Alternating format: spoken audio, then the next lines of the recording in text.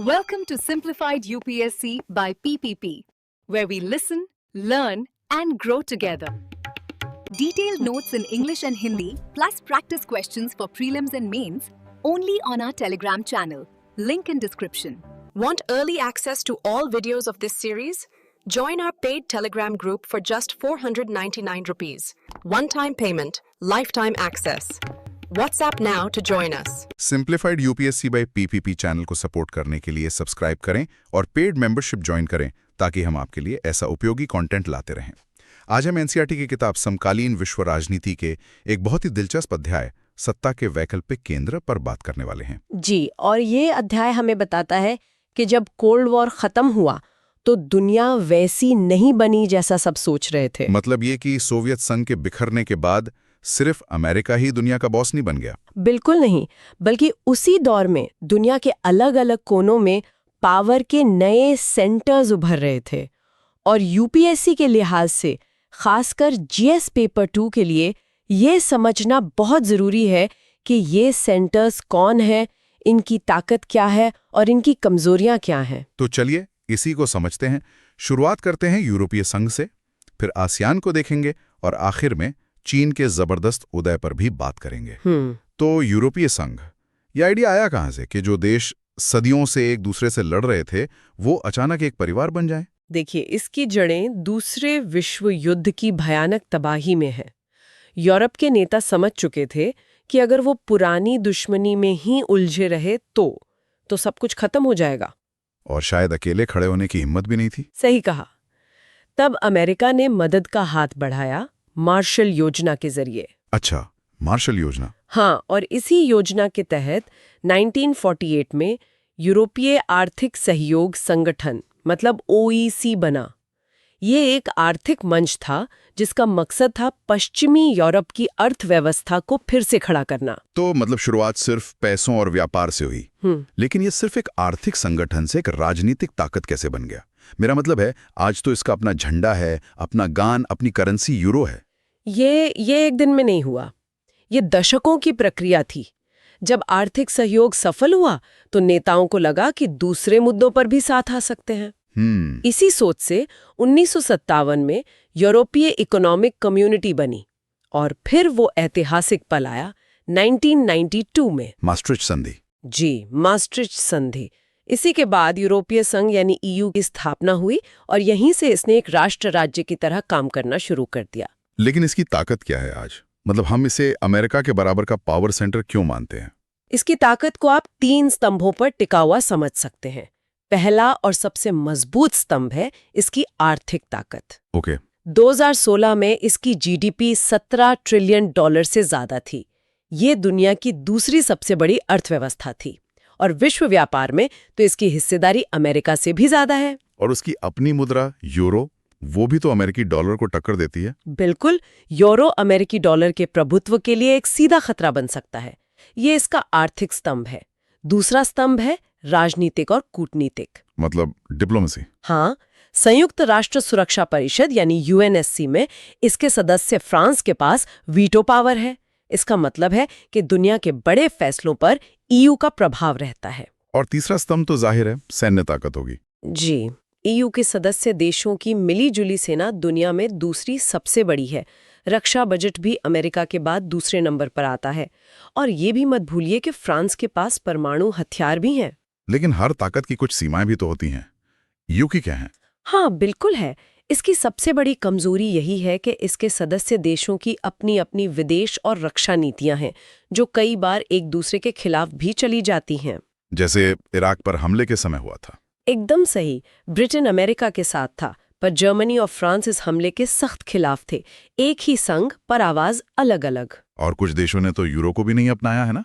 हाँ, डेनमार्क और स्वीडन ने यूरो का विरोध किया और हाल ही में ब्रिटेन का ईयू से अलग होना यानी ब्रेक्जिट, वो तो इसकी सबसे बड़ी चुनौतियों में से एक है। तो अब यूरोप से एशिया की तरफ चलते हैं। आसियान, ये क्या है और ये ईयू से अलग कैसे है? आसियान यानी दक्षिण पूर्व एशियाई राष्ट्रों का संगठन। इसकी स्थापना 1967 में बैंकॉक घोषणा पत्र पर हस्ताक्षर करके हुई थी। 5 देशों ने मिलकर की थी शुरुआत में। जी, इंडोनेशिया, मलेशिया, फिलीपींस, सिंगापुर और थाईलैंड आज इसके 10 सदस्य हैं और इसका मुख्य उद्देश्य आर्थिक विकास, सामाजिक प्रगति और सबसे जरूरी क्षेत्रीय शांति को बढ़ावा देना है। यहाँ एक शब्द बहुत सुनने को मिलता है, आसियान तरीका या आसियान वे। इसका क्या मतलब है? ये EU मॉडल से बिल्कुल अलग है। आसियान तरीका का मतलब है अनौपचारिक, टकराव रहित और सहयोगात्मक बातचीत। मतलब कोई बॉस नहीं है? कोई बॉस नहीं। ये सदस्य देशों की संप्रभुता का बहुत सम्मान करता है। यहाँ कोई किसी पर अपनी बात थोपता नहीं है। ये EU की तरह कोई सुपरनेशनल ढांचा नहीं बनाना चाहता। अच्छा, तो इसके मुख्य स्तंभ क्या हैं? मतलब ये काम कैसे करता है?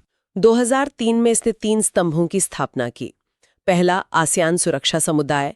इसका मतलब है कि हम आपस में लड़ेंगे नहीं, बातचीत से मसले सुलझाएंगे। ठीक है। दूसरा, आसियान आर्थिक समुदाय। इसका लक्ष्य है एक साझा बाजार और उत्पादन आधार तैयार करना। और तीसरा? तीसरा है आसियान सामाजिक सांस्कृतिक समुदाय, जो सामाजिक और सांस्कृतिक सहयोग को बढ़ावा देता है।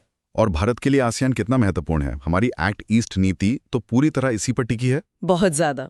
शुरुआती सालों में तो भारत ने इस पर ज्यादा ध्यान नहीं दिया, लेकिन 1991 के बाद लुक ईस्ट और फिर 2014 से एक्ट ईस्ट नीति के तहत आसियान हमारी विदेश नीति का केंद्र बन गया है। हमने कई मुक्त व्यापार समझौते भी किए हैं। जी, और ये सिर्फ व्यापार की बात नहीं है।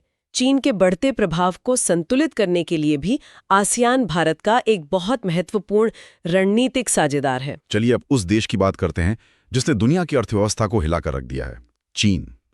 इसका उदय कैसे हुआ? चीन की कहानी वो एक बहुत बड़ा बदलाव है।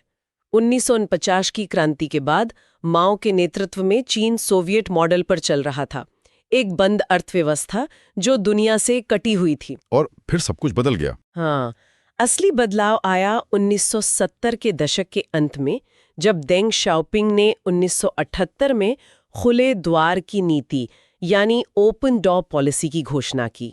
इस नीति में ऐसा क्या खास था? खास ये था कि चीन ने शॉक थेरेपी नहीं अपनाई जो रूस ने की थी।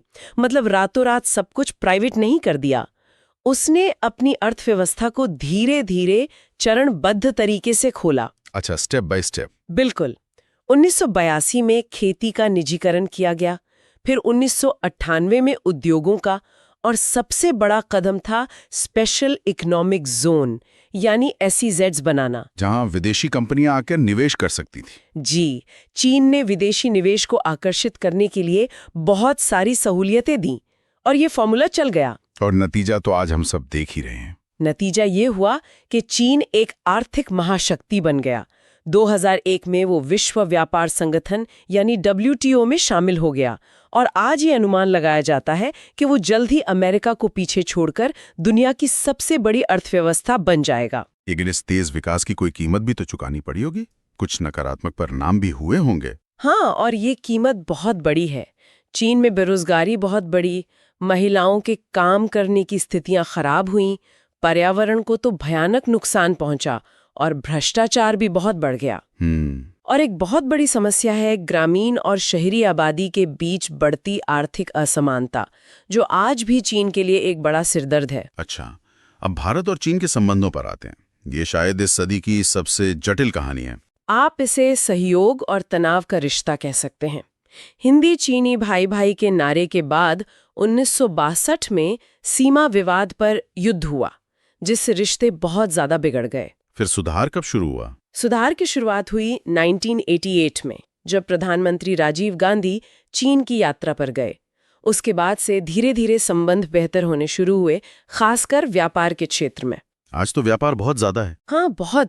1992 में जो व्यापार सिर्फ $338 मिलियन का था, वो 2016 तक $70 बिलियन से भी ज्यादा हो गया।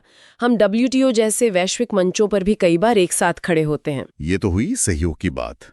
तनाव के मुद्दे कौन कौन से हैं? सीमा विवाद तो अभी भी अनसुलझा है, वो सबसे बड़ा मुद्दा है। इसके अलावा पाकिस्तान के परमाणु कार्यक्रम में चीन की मदद और बांग्लादेश म्यांमार के साथ उसके बढ़ते सैन्य संबंध, ये सब भारत के लिए चिंता का विषय हैं। तो एक UPSC के परीक्षार्थी को इस पूरे अध्याय से क्या समझना चाहिए? देखिए, UPSC सीधे सीधे सवाल नहीं पूछता कि EU क्या है। वो विश्लेषणात्मक प्रश्न पूछता है, खासकर जीएस पेपर 2 में। जैसे सवाल आ सकता है, क्या यूरोपीय संघ 21वीं सदी में अमेरिकी प्रभुत्व पर एक प्रभावी रोक लगा सकता है? आलोचनात्मक विश्लेषण करें। अच्छा, तो इसमें सिर्फ ईयू की ताकत गिनाना काफी नहीं होगा? बिल्कुल नहीं, आपको एक बैलेंस्ड जवाब देना होगा।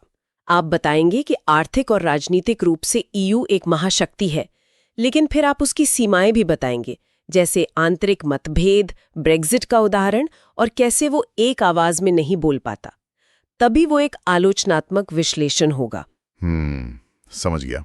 इसी तरह भारत की एक्ट ईस्ट नीति के लिए आसियान क्यों जरूरी है, या चीन का उदय भारत के लिए अवसर है या चुनौती, ऐसे विश्लेषण वाले सवालों के लिए ये अध्याय आपको आधार देता है। तो कुल मिलाकर शीत युद्ध के बाद की दुनिया सिर्फ अमेरिकी वर्चस्व वाली नहीं है। यूरोपीय संघ, आसियान और चीन जैसे सत्ता के वैकल्पिक केंद्र विश्व राजनीति को बहुध्रुवीय, मतलब मल्टीपोलर बना रहे हैं। एकदम सही। और इन शक्ति केंद्रों की आपसी गतिशीलता को समझना किसी भी यूपीएससी उम्मीदवार के लिए अनिवार्य है। जाते जाते श्रोताओं के लिए एक सवाल छोड़ जाते हैं। जैसे जैसे चीन की आर्थिक और सैन्य शक्ति बढ़ रही है, क्या आसियान का टकराव रहित तरीका क्षेत्रीय स्थिरता बनाए रखने के लिए काफी होगा, या सदस्य देशों को अमेरिका और चीन के बीच किसी एक को चुनने के लिए मजबूर होना पड़ेगा? आज की इस गहरी चर्चा को यहीं समाप्त करते हैं। हमें उम्मीद है कि ये आपके लिए उपयोगी साबित होगी। सिंप्लीफाइड यूपीएससी बाय पीपीपी को सपोर्ट करने के लिए कृपया हमारे YouTube चैनल को सब्सक्राइब करें और हमारी पेड मेंबरशिप ज्वाइन करें। Thanks for watching. Follow us on Telegram and Instagram. Don't forget to like, share, and subscribe.